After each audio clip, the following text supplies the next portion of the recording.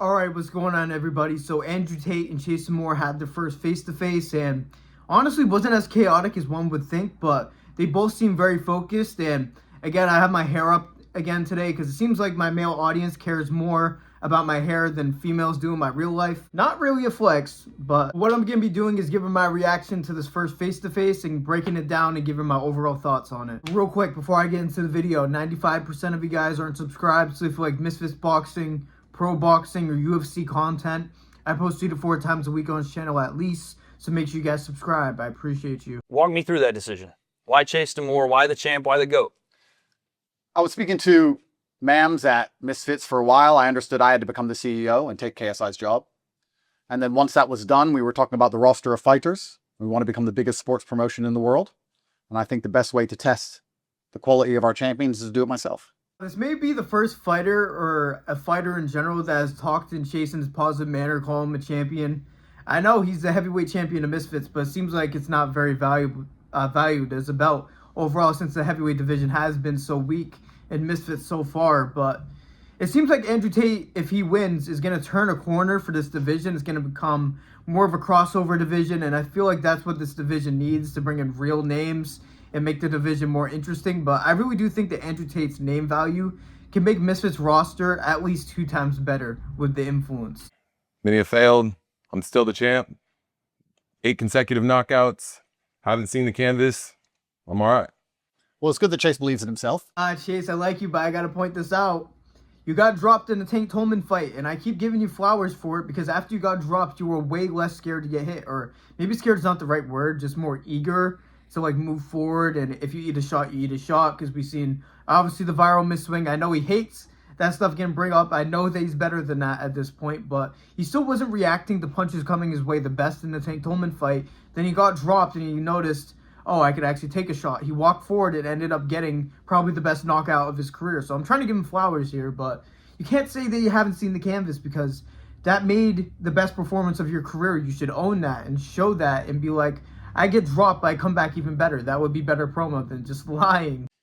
Chase, he says none of that talking you're doing matters. It almost seems like he thinks all that talking is insecurity coming from you. Hey, a lot of people call it insecurity, but I've been in this fight game for a few years now, and I've never shut my mouth. I always say one day I'm going to find out. I've been trying to test the theory. I've called out much bigger people than, a 4-3 light heavyweight.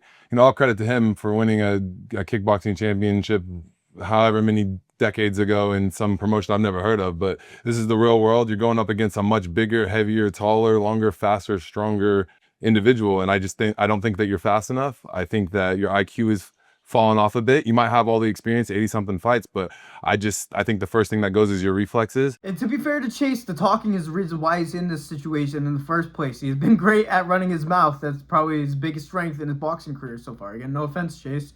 But he's called for bigger names. Obviously, the ridiculous ones like Brock Lesnar, Usyk, all of those, like all of the top-level heavyweight boxers that he's calling out.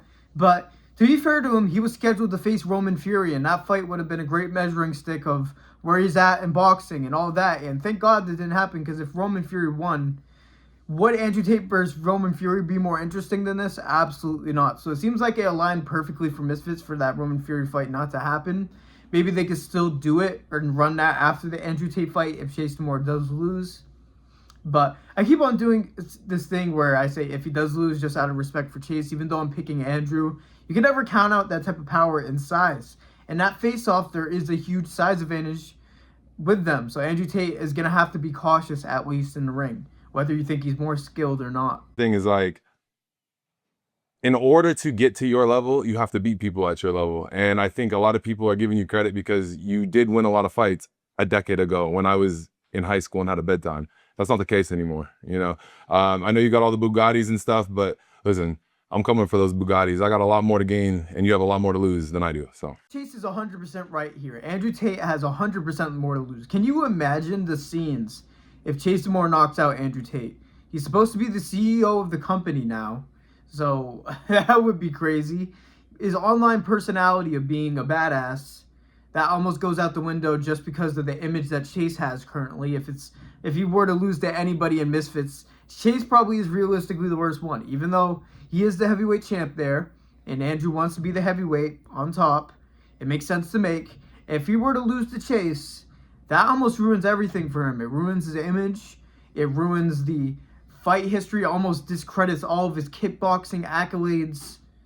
He has a ton more to lose. If Chase DeMoor loses this fight, he's going to be back in Misfits and just have other fights, because Andrew Tate is going to transform this division, and Chase is still going to have a place in Misfits no matter what, because they have done so much, and he's done so much for the company. He just belongs there. He truly is a Misfits fighter. I do say that. But we're going to see on the night, and I think a lot of people who believe in Chase, there's a lot of people on the internet who believe in him, which actually I find quite refreshing. I'd be very upset if everyone said this was going to be one-sided. I don't want that. I want people to believe he's going to beat me, and I want people to be surprised on the night, because, you know, I've beaten bigger things than Chase, and I've beaten bigger men than Chase, and I've fought people with a lot more experience than Chase, and I've fought things outside of the ring much bigger than Chase. So I'm very, very excited to fight him. I gave Chase his flowers in this video. Now I'm going to be the one to burst the bubble here. Not a lot of people count on Chase. KSI is counting on Chase because I guess the whole promotional angle of the CEO thing, I'm not 100% sure that KSI really is mad about this, and this whole thing is a problem and all that, and KSI is beefing with Mams and Andrew Tate. I don't believe that. To be honest with you, again, bursting the bubble here, I don't think a lot of people believe that Chase DeMoor is going to win, and not a lot of people are going to be surprised if Andrew Tate wins. That's what most people think is going to happen and believe should happen. Now, I'm one of these people that believe you just can't count out Chase, just because his power is insane and he is so big that Andrew Tate isn't used to boxing. Closing distance when you have kicks is a lot more different when you have to close distance with just your hands. And if he can't get his head off the center line while closing distance instead of doing his cute head movement when he's on the outside avoiding punches, you got to change your head levels and multiple levels in boxing to get away from the right hand. When he's jabbing and moving forward, does he slip off? Is it going to be that same effect with his reflexes? I don't know. I'm picking Andrew Tate, but as the fight gets closer, I get more and more unsure while still picking Andrew Tate. We got to see each other sized up the first time. Chase, what did you see when you looked across? I saw a guy that bit off more than he can chew. I think he didn't realize the scope of what he was getting into. I've fought in Giants and Kells. I've fought in experienced kickboxers in Tank Tolman, and they've all ended the same. He has nothing that I've not seen before. In fact, he's actually probably the smallest guy I've fought.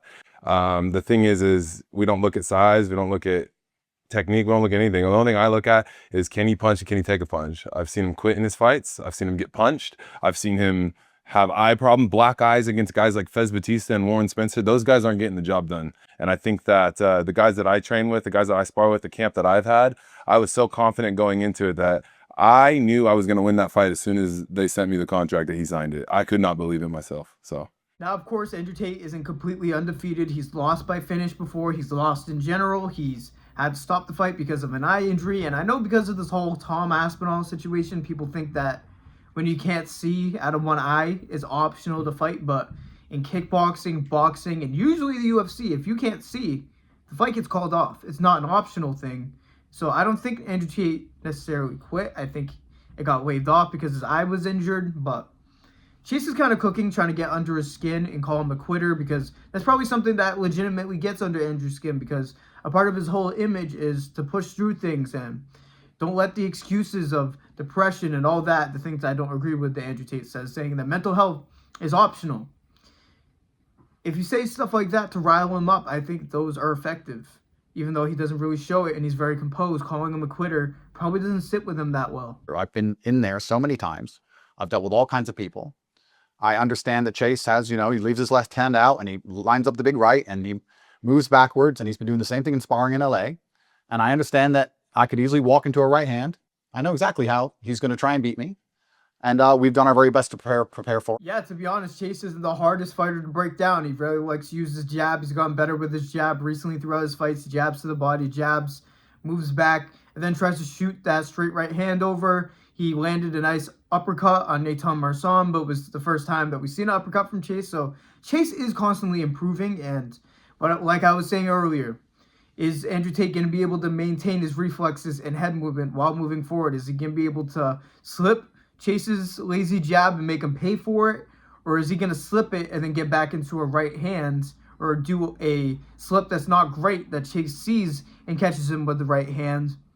I think if your head is on a swivel I think Chase will have a very hard time hitting you with that straight right hand, but I don't think it's a game that Andrew Tate should play moving backwards. I think that Andrew Tate needs to get under Chase DeMoor's jab and make him pay for it over top with a hook or something underneath. Maybe hurt him to the body. We haven't seen that with Chase. We've only seen him get dropped. And to be fair, when Chase got dropped, he wasn't hurt. He came back even stronger. So Andrew Tate is going to have to make him pay off the jab, and I think that's ultimately how the fight's going to end. If there's a knockout, it's going to be a slip counter off the jab. And Andrew Tate just got to be strict with the straight right hand. And what's so dangerous about Chase is he could improve even more with a shot we haven't seen before, like in the Nathan Marsan fight. And Andrew Tate's going to see it for the first time himself. Is Andrew Tate's experience in a whole different sport going to be enough to make up for that? Chase, he says there's a fire in his heart, but he's already reached the top of the game. Do you feel like that breeds complacency? Do you feel like you want this more than he does? Yeah, I feel like honestly that's going to be his biggest downfall. I think that the guys that he's in there with are a bunch of yes men that are telling him that he's a fast puncher, he's a strong puncher. But the thing is, he doesn't understand. I played professional football. There's a much bigger, much harder hitting people in that sport. Granted, it's not combat sports, but he's also speaking about his experience in the ring. He's a kickboxer. It's different when you can throw kicks and use both sides. That switch stance that he does, I don't think is going to work. That chin in the air I got a long reach, man. Like I could reach across this room if I wanted to. And I think that on the night, he's going to go in there and he's going to have a lot of pressure on him. This is his first fight since he's come into the limelight, obviously. So everybody's expecting him to win. I am the plus 275 underdog in this fight. And I laughed every night with my friends and my family because they understand the camp, they understand the level of opposition that I train against. Now, I don't think Andrew Tate necessarily needs to hear it from his team at this point because he broke Warren Spencer's orbital bone, not even going full on. But I know that Warren isn't in his weight class and blah, blah, blah, all that. But also, the football thing doesn't mean anything, Chase. Besides the conditioning and the similar training in certain spots and knowing how it feels to get absolutely rocked and get back to your feet. Unless that's your point, being like, I know how to get rocked to get back to my feet. Fair enough. That's not necessarily what you want to happen in this fight, but I guess if it happens, it showed that you can get back to your feet. I think that Andrew Tate may be able to land cleaner than Tate Tolman. I'm very glad that he believes that I've accepted a fight against a 6'6" opponent and then been sparring people who are 5'9". I mean, if he thinks I'm an idiot, then that's up to him. But I've of course prepared. He has a long reach. He's a young, strong guy with a long reach, and we've been preparing for exactly that. So he'll see on the night when he tries to hit me and he realizes it's not as easy as it is hitting these other people who stand around and lose, that it's going to be a very difficult night for him. It's going to be different than he expected. Obviously, I've watched every person that he's fought in his camp. I've seen everybody. I don't think that Benny, the Glory kickboxer, is probably his best opposition. I watched his training with him. He takes it easy on him. But it's like if you're getting black eyes against guys that are much smaller or taking it easy on you in 16-ounce gloves and no headgear, what do you think is going to happen in 10-ounce gloves on fight night? I am very confident in my abilities. I've always been fast. It got me a shot in the NFL. It got me a shot in the pros. It got me a shot in boxing. I'm fast. I'm quick. I don't think that anybody in Romania, anybody in Dubai can mimic that. Yeah, I think that's something that Andrew Tate is intentionally doing, not showing the sparring footage of him versus the bigger guys, because again, with how much he has to lose and Andrew Tate acknowledging he has that much to lose, it's not like he's going to come in here half-assed and take easy spars to get ready for this fight. No, like there's no way. If he does, that is an awful idea. It'll be an atrocious idea. And in a way, I can see how Chase can say nobody can really emulate him because how awkwardly he fights, but he could be able to find big guys, maybe not with a football background that box. Chase is a very specific specimen of a human that is, it sounds like absolute glaze. Jesus Christ, I almost want to take back what I just said, but he's a big dude, and he has real power. To see if Andrew Tate is really going against power and sparring every day, maybe not, and maybe it's not full on power, so maybe there will be an adjustment period early rounds in the fight for Andrew Tate, but I don't know, man. I think even if it's some guys that are slightly smaller than Chase, I think Andrew Tate is facing himself against people with technique. So when he faces Chase, he'll see the shots easier and all that, and then make Chase pay when he misses. That's my assessment. I watched his pad footage of his 39 minutes that he did on his birthday, and big credit to him. My mom is 48, so I mean, like, if she could do that, I'd be impressed. He's almost there too. So I think, big credit to him for getting in the ring, taking such a difficult challenge. I think he's doing it better than anybody else that would do it. And I think it's going to be his biggest downfall because I'm going to be the reason that nobody's ever going to take a risky fight again. So. I do believe that Andrew Tate's cardio is going to be very good because, like he said, he was in house arrest for a whole 3 years, and if he really was training that entire time, his cardio is going to be the best asset because he wasn't preparing for fights. Obviously, he was doing fighting training, probably a bunch of strength and conditioning, but a fight camp is a whole different story, and you're preparing for somebody, and all this. I think that his conditioning is going to be very good, and if the fight is close early rounds, and he does take a patient approach against Chase, make a miss, move, tire Chase out, I think that could be a legitimate strategy for Andrew Tate as well. I just think that he might meet Chase in the fire. Maybe not. Maybe he plays it smart early rounds, circles, tries to tire Chase out, then catch him with a shot. Andrew Tate can win a couple of different ways, and Chase DeMoor is going to have to conjure, shut the fuck up with your loud-ass car. Oh my god. Chase DeMoor is going to have to do something he hasn't shown in his fights so far, and that's going to be tough for him because he's such a big dude. He doesn't have all the fluidity that Andrew Tate does with all the experience he has. When you get in there and the adrenaline's pumping and you have the pressure and you have all the lights, he's never been in that moment. I've been in that moment in 3 separate sports professionally: track and field, football, and of course boxing. And I think this is his first time not on Twitter. The Twitter followers, the Bugattis, all that stuff is not going to be in there fighting for him. And, you know, hopefully when I'm done with him, I can buy my own Bugatti and I'm going to make it red, just like what's going to come out of his nose fight night. So. Now, I think this may be the best point that Chase made the entire time. Andrew Tate was used to fighting against big crowds in K1 and all that type of stuff, but this is a whole different ball game. All the people know who he is now. They're showing up for Andrew Tate, having expectations for this to be an easy fight for him. There is so many factors that are different. The lights, the people that want to see Andrew Tate get knocked out, the people that are glazing Andrew Tate, they're going to be rooting for him. Way more eyes than he was before, and Chase Moore's been through this before. He's had people want him to get knocked out every single fight he's been in. So that is one good point for Chase. That is something that Chase has more experience in than Andrew Tate, which actually could be a factor. I don't think Andrew Tate is the type of person, in my opinion, that is going to shy away from the spotlight, but we don't know until the night. So let's do this. One final message to each other. Chase, what do you got to say to Andrew one last time here? After I knock you out, can I get a free membership to the real world? I don't think you're going to knock me out, Chase. And truthfully, and I state this with respect for you, going in there believing you're going to knock me out easily is the biggest mistake you're ever going to make in your fucking life. I promise you that. I promise you. Don't think you're going to get in there and just knock me out easy like I'm a fucking idiot. Like I'm going to go in there and I've made some mistake and I've just signed a contract and haven't taken this seriously. I'm not a fucking idiot, Chase. You understand me? So I think you should take this a lot more seriously. Have a little bit more respect for me. I'm now your boss. I respect you as an opponent. I respect you as an athlete. And don't be walking through life saying, I'm going to knock Andrew out like it's nothing. Because it's not going to happen like you think it is. Look, I was filming Love Island last week, so I'm good. My camp's completed. I was having Mai Tais on the beach. This job's done. December 20th. Good night, Andrew Tate. Oh boy, Andrew Tate really trying to set his assertiveness in there. Really trying to hit home to Chase that you are not just going to go in there and knock me out. And that's what I believe from Andrew Tate. I think he wouldn't be doing this unless he had a real fire in his heart. And knowing that Chase's only way he's going to win realistically is knocking him out. And Chase DeMoor talking all this shit, saying that he's going to knock him out and undermining his sparring partners and his training. Andrew Tate really did his own thing to hone it in there that I'm taking you seriously, and if you think that I'm not, it's going to be the biggest mistake of your life. And if you go in there to try to knock me out like it's going to be easy, it's going to be the biggest mistake of your life. And I think if he's able to slip off and counter Chase, that could be a reality. But let me know what you guys think, what is going to happen in this fight down in the comments down below. If you guys are a Chase fan, please let me know. Let yourself be known.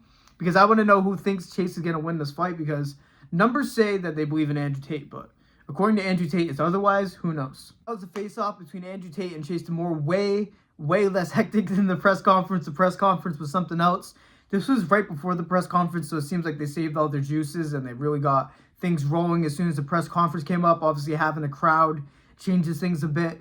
Especially with Chase. Chase was a lot more chill in this, and I think actually his trash talk is way better when he's composed and actually thinks about what he says for a second before he does it. But I'm very excited for this fight. Let me know if you guys agree or disagree down in the comments down below. Make sure you guys like the video, subscribe, turn on notifications, all of that if you want to see more Misfits boxing or other combat sports content. So thank you guys for listening to me yap like usual. God bless every single one of you. And peace out.